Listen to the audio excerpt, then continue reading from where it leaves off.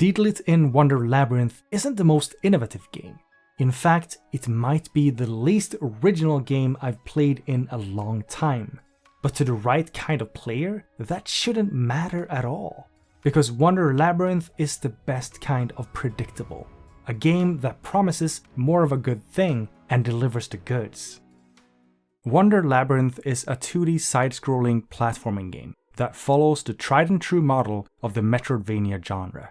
You can run, jump, and use different movement techniques to avoid obstacles and reach distant platforms. You fight monsters using swords, arrows, and magic spells, and navigate a labyrinthine series of rooms that form an interconnected world divided into different stages. And as with any Metroidvania game, the further you go and the more abilities you get, the more shortcuts and secret areas you'll unlock. While everyone knows that Metroidvania is a combination word that blends Metroid and Castlevania, to me, there's really two subgenres within the category. There's the action-adventure games that follow the Metroid model and put greater emphasis on player skill. And then there's the Castlevania clones, which emphasize character growth with RPG elements like leveling up, getting item drops from monsters, and equipping different weapons and armor to make the hero stronger. Wonder Labyrinth is very much a Castlevania clone, and fans of games like Symphony of the Night and Aria of Sorrow will feel right at home in this title. The thing that grabs your attention the moment you start up the game is the way it looks. The beautiful 2D graphics are the very definition of pixel art, and the animations are crazy smooth. Deedlit's hair flows with her every move, her cloak ripples as she runs, and everything from her nimble jump to her quick backdash and mid-air float looks absolutely stunning. The visuals take a lot of inspiration from Symphony of the Night, and Deedlit herself is an obvious homage to Alucard. But that's not a bad thing. There's a reason people love Alucard, and it's not because of his sparkling personality. Getting to feel cool as you navigate your way through the world is one of those intangible benefits of an action game, and Deedlit definitely hits those notes. Wonder Labyrinth's heroine is by far the best looking part of the game. The enemies you fight have a charming fairy tale look with vibrant colors and smooth animations, but only a few of them are as lavishly detailed as Deedlit. The game's bosses take it up a notch, but there's really nothing here we haven't seen before. The areas you explore are attractive and fairly detailed, although the designs can get a bit repetitive towards the end. There's some great use of parallax scrolling here and there, and some of the backgrounds look nice enough to make you stop for a closer look. While Wonder Labyrinth's environments might not be a match for something like Ori and the Blind Forest, they get the job done. And above all, they're extremely user-friendly. The game's visual design uses highlights, shadows, and contrasting colors to convey the contours of the stages. And aside from the occasional column that looks like a background element until you try to walk right through it, it's always super clear where you can and cannot go. Everything about Wonder Labyrinth is built to evoke the feeling of Symphony of the Night, and the soundtrack is no exception. You can almost taste Michiru Yamane's sweat in the game's tracks. It's all gothic orchestra fused with rock and with synthesizer thrown in for good measure. The soundtrack delivers a general ambiance of tension and energy that perfectly fits the visual style. It's a solid score, just not an amazing one. I found myself really digging the tracks while I played, but it's not something that stays with you after you shut off the game. Great visuals and music elevates Wonder Labyrinth over most of its peers, but it's not what makes or breaks the game. Because 2D platformers live and die by the one crucial element of their game design. One of the things that really sells a great Metroidvania game is the feeling of freedom you get from precise controls. And Wonder Labyrinth has one of the most satisfying control schemes I've seen in a long time. The game plays exactly like you'd expect from a Castlevania clone. You can run left and right, jump, backdash, and crouch. And you'll eventually unlock more movement options, like a slide, a double jump, and the ability to float above the ground.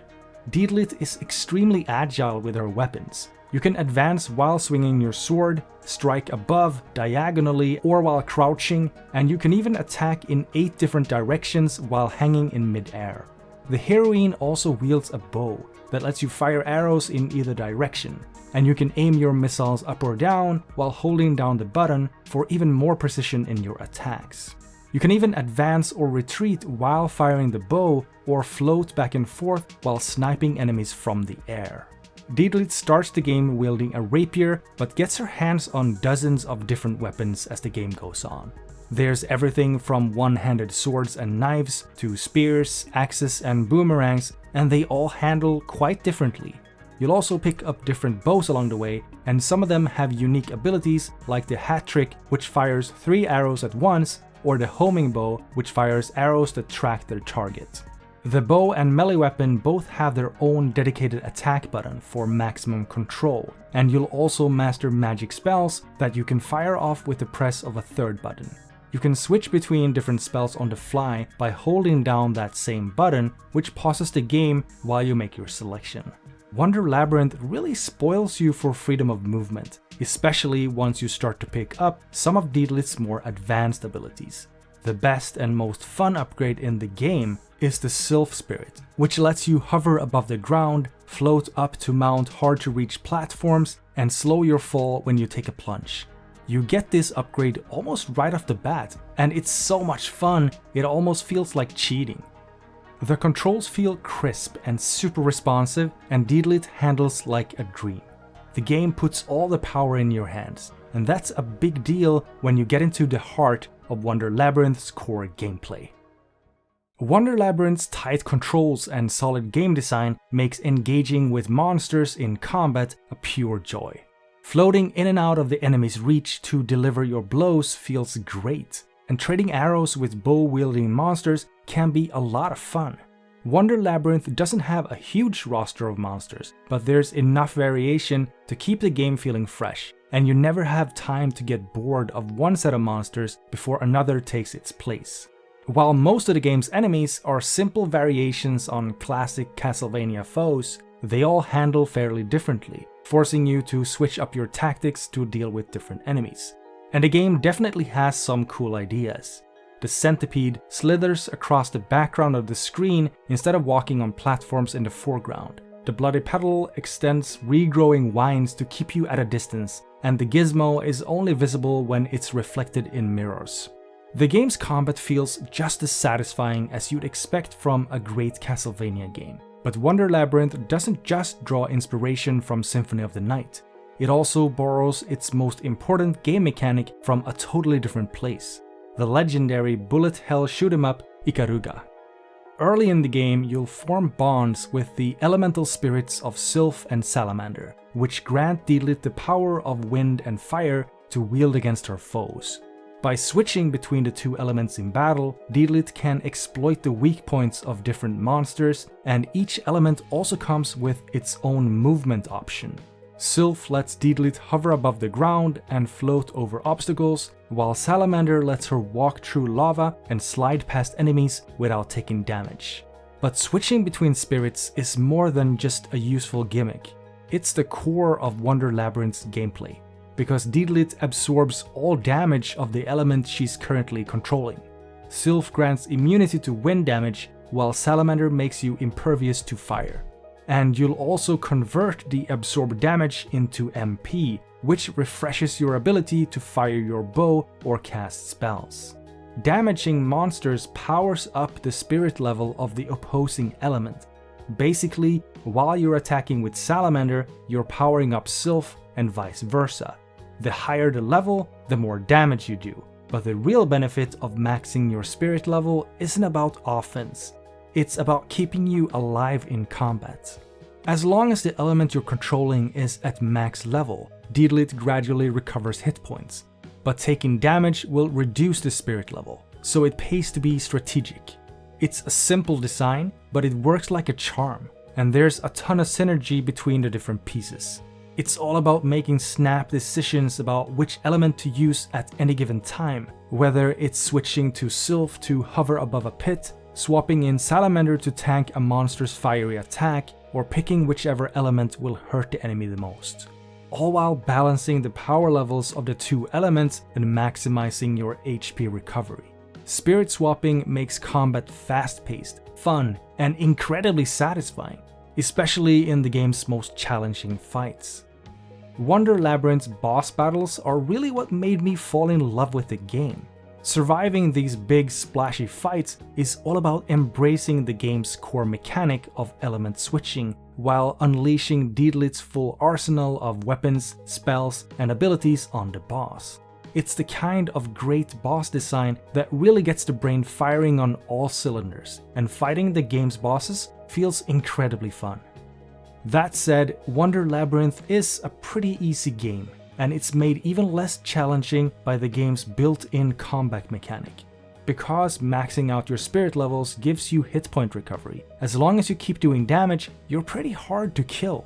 Most of the game's bosses took me only one try to beat, and while some of the later bosses gave me a better challenge, once you figure the system out, it's pretty easy to brute force your way through the game. But that doesn't have to be a bad thing. Being able to make steady progress through the game while getting just enough of a challenge to make the fights feel meaningful makes for a pretty chill experience. And the game's boss battles are still fun to play and satisfying to master, even if beating them doesn't give you any kind of bragging rights. Of course, when it comes to Metroidvanias, the enemies you fight are only half the battle, and the other half is just as important.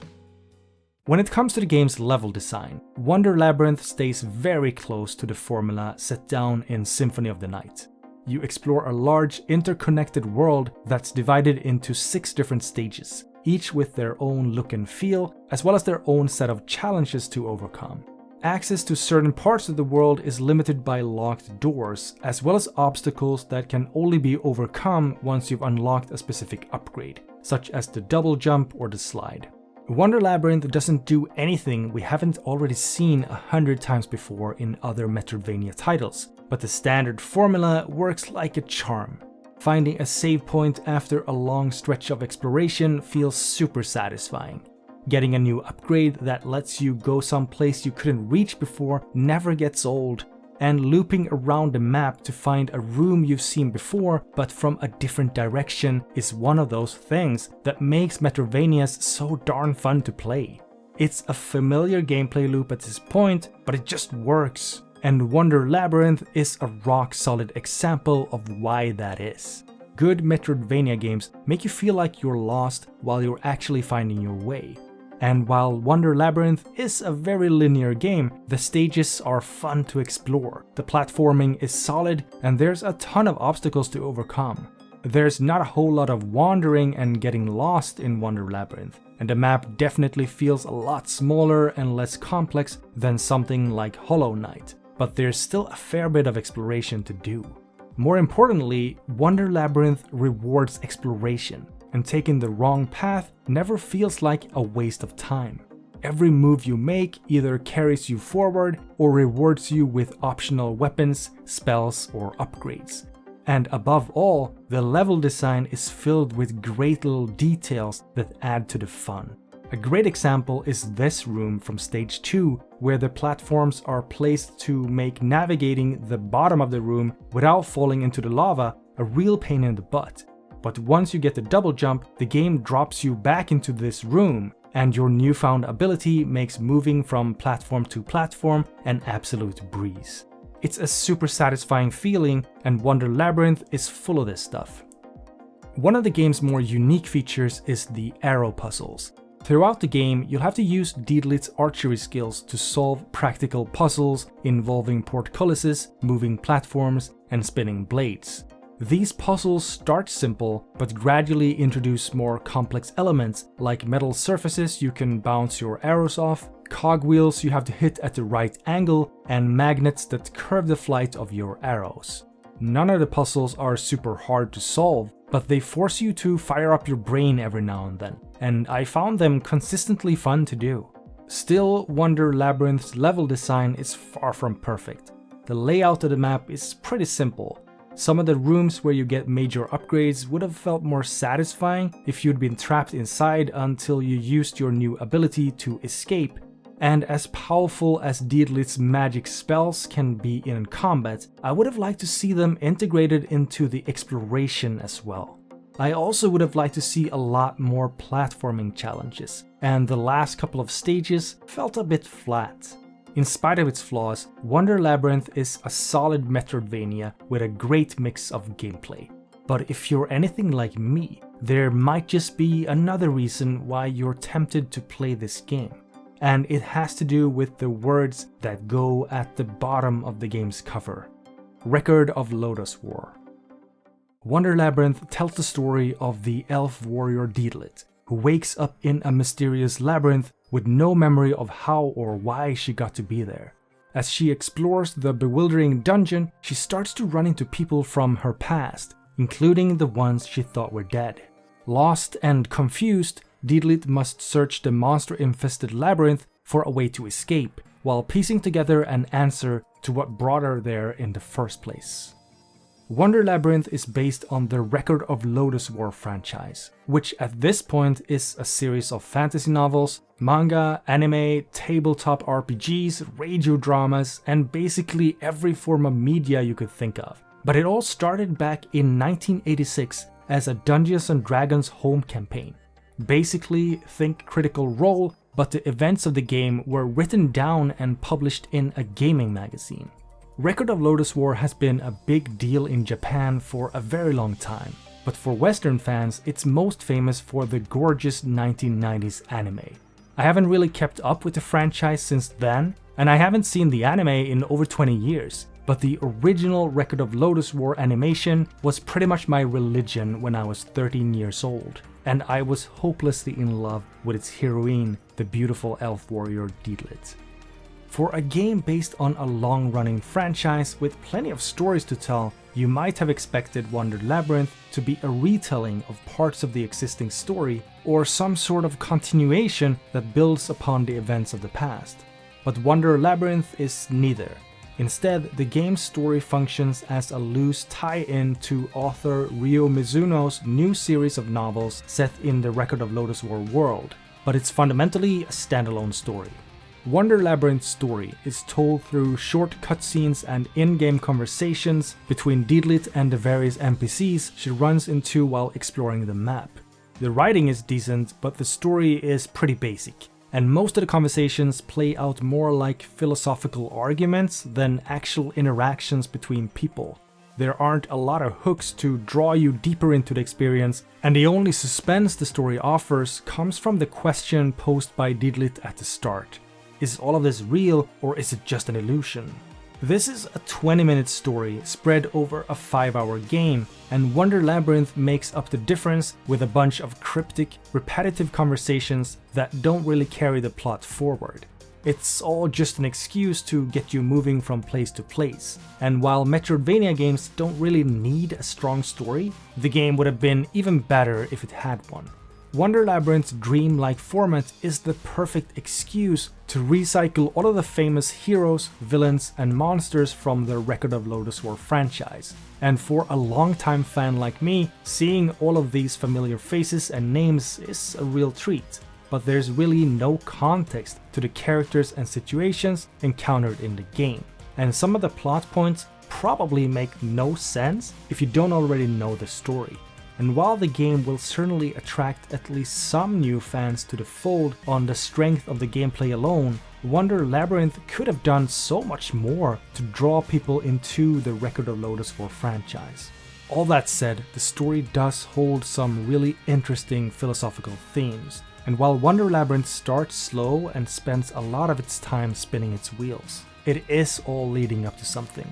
The game's central message is powerful, and I found myself extremely moved by the final conclusion.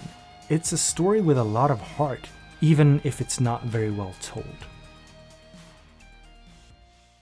Before I go on, I just want to say if you enjoy this video, I'd be super grateful if you could hit the like button and leave a quick comment, as it really helps the video reach more people. And if you want to support me, consider subscribing to my channel so I know people want to see more videos like this.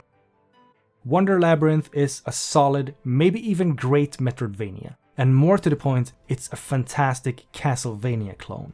It's got great pacing, amazing controls, solid level design, and addictive gameplay that draws you in with a steady stream of challenges and rewards to give you that feeling of just one more room to keep you playing way past your bedtime.